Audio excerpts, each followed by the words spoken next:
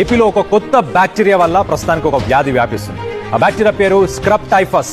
ఈ scrub typhus అనే ఈ బ్యాక్టీరియా వల్ల ఒక మహిళ మృతి చెందిందంటే అర్థం చేసుకోండి. అసలు ఈ స్క్రబ్ టైఫస్ ఏంటి, దాని సిమ్టమ్స్ ఏంటి, ఒకరి నుంచి ఒకరికి ఎలా సోకుతుంది అన్ని తెలుసుకుందాం. Hi, this is doctor Rasagna, homoeopathic physician. Scrub typhus అనే ఫీవర్ ఇప్పుడు ఏపీలో బాగా స్ప్రెడ్ అవుతుంది. అరౌండ్ 1500 కన్నా కేసెస్ ఎక్కువగానే ఉన్నాయి. అయితే ఎక్కువగా చిత్తూరు, కాకినాడ, వైజాగ్ డిస్ట్రిక్ట్స్ లో ఎక్కువగా ఉంది. వీళ్ళు చాలా జాగ్రత్తగా ఉండాలి, ఎందుకంటే ఇది స్ప్రెడ్ అయ్యే అవకాశం కూడా ఉంది. Because it is contagious. అయితే ఇది దేని వల్ల వస్తుంది అంటే ఒక బ్యాక్టీరియా వల్ల వస్తుంది. దాని పేరు ఓరియంషియా సుసుగాముషి.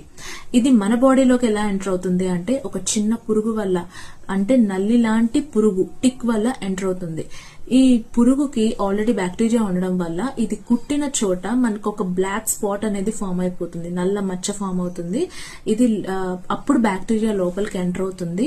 ఎంటర్ అయిన 5 to 7 days కి మీకు సిమ్టమ్స్ అనేవి బయటపడతాయి. ఏం సిమ్టమ్స్ ఉంటాయి అంటే మీకు ఫీవర్ ఉంటుంది, హై ఫీవర్ ఉంటుంది, ఇలా నల్ల మచ్చలు ఉంటాయి, బాడీ పెయిన్స్ ఉంటాయి, హెడేక్ ఉంటుంది ఎక్కువగా. సో ఇలాంటి సిమ్టమ్స్ రాగానే చలికాలం కదా, కామనే కదా అనుకోవద్దు. ఫస్ట్ మీరు డాక్టర్ దగ్గరికి వెళ్ళాలి అని గుర్తుపెట్టుకోండి. ఎందుకంటే సింటమ్స్ రాగానే డాక్టర్ దగ్గరికి వెళ్ళకపోతే ఇంకొక వారం ఆగితే ఏమవుతుంది, ఈ బ్యాక్టీరియా అన్ని ఆర్గాన్స్ ని ఎఫెక్ట్ చేస్తుంది. మల్టీ ఆర్గాన్ డిస్ఫంక్షన్ అంటాము. సో అన్నిటిని, మేజర్ ఆర్గాన్స్ అన్నిటిని ఎఫెక్ట్ చేస్తుంది. ఆ తర్వాత అన్ని ఆర్గాన్స్ ఫెయిల్ అయ్యే అవకాశం కూడా ఉంటుంది. ఈ విధంగానే చూసుకోకుండానే విజయనగరంలో ఒక మహిళ చనిపోయారు. సో అంతవరకు తెచ్చుకోవద్దు, అంతవరకు ఎవరికి రాదు.